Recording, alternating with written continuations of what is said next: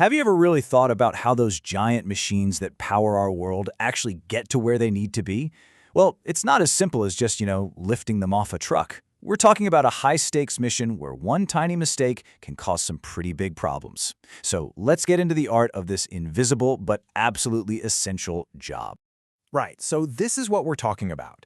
These are the giants of our electrical grid, the unsung heroes you see humming away in substations. But here's the thing. They don't just magically appear there. Getting them from the factory to their final home is a total masterclass in precision and planning. So let's start at probably the most critical point, the arrival. This is not your average delivery. The stakes are just incredibly high from the second that truck pulls up to the site. I mean, it's a real nail-biter of a moment. So what actually happens if something goes wrong? What are the real consequences when a move like this goes sideways? Well, the source material really doesn't pull any punches here. A single mistake can lead to, and I'm quoting, high economical loss and injury to working person. In plain English, that means huge financial hits, possible power outages, and the very real danger of someone getting badly hurt. The pressure is on, for sure. With stakes that high, you just can't wing it. It's not an option. Success comes down to super careful planning. So, welcome to the pre-mission briefing. Okay, so pre-planning. This is the bedrock of the entire operation. It's like the strategic playbook that's designed to figure out and shut down every single potential risk before anyone even lays a hand on the equipment. It's not just a good idea, it's what separates success from total disaster.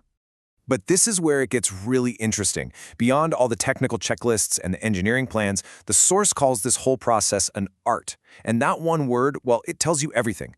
This isn't just about following a manual. It's about experience, it's about intuition, and it's about having a real feel for the job. So, what does this art actually look like when you're on the ground? Well, it all starts with a deep dive into the asset itself. You can think of it like gathering critical intelligence before a major mission. And this intel gathering really boils down to three main things. You've got to know its size, its weight, and maybe most importantly, its vulnerabilities. Let's look at each one. First, size. I know, it sounds so basic, right? But the dimensions literally dictate everything that happens next. The path it's going to take, the clearance you need, the entire strategy. If you get this wrong, the whole mission is in trouble right from the start. Then you've got the weight. This number, it comes straight from the manufacturer, and it is non-negotiable. It's the one piece of data that decides the how. Are we using simple rollers and ropes, or do we need to bring in a massive crane? The weight tells you exactly what kind of muscle you're going to need. But maybe the most crucial bit of intel is understanding where the equipment is weakest. This is where that real expertise, that art, comes into play. Finding those fragile bits and pieces that need a little extra care. And we're talking about some really specific parts here. Things like delicate gauges, sensitive tap changers, the all-important cooling systems. These are basically the brains and the nervous system of the machine. One bad bump could be a catastrophe, so knowing exactly where they are and how to protect them is everything. All of this detail really just goes to show you one thing. This is a job that needs way more than just raw power. It's all about the human factor, the sharp mind that's guiding the muscle. The source points out this really key dynamic. You've got the laborers who provide the muscle, but it's the highly skilled person, the artist, the director of this whole show, who guides every single move. They're the one feeding a constant stream of information to the team. And that, right there, is the secret sauce. Success doesn't really come from the crane or the heavy equipment. It comes from that seamless, constant flow of information, from the expert's brain to the hands of the team on the ground.